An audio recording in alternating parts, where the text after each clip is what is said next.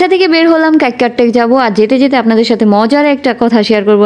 আজকে আমার ছোটবেলার কিছু চুরির ঘটনা আপনাদের সাথে শেয়ার করব।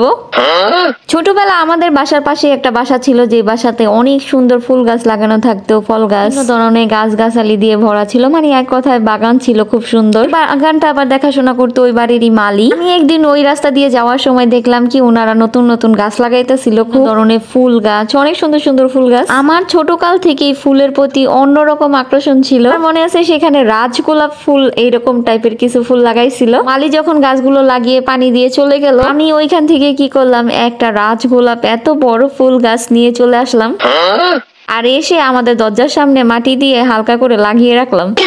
কিছুক্ষণ পর ওই বাসার ম্যানেজার আসছে ওর কাছে বিচার নিয়ে, এসেই দেখে দরজার সামনে গাছটি দাঁড়ায় আছে। গাছটা তো তারা সকালে লাগাইছিল, আর এসে পাইছে হচ্ছে দুপুর বেলা গাছটা পুরো একদম নুয়ে গেছিল।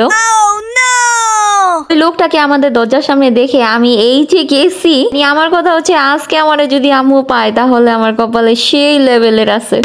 ছোটকালে আমি সেই লেভেলের পাজি ছিলাম। লোকটা আমার নামে বিচার দিয়ে আবার গাছটা যখন নিয়ে গেছে, তখন থেকেই আমার টার্গেট ছিল যে আজকে উনার গাছের 12টা বাজিয়ে আমি ছাড়বো।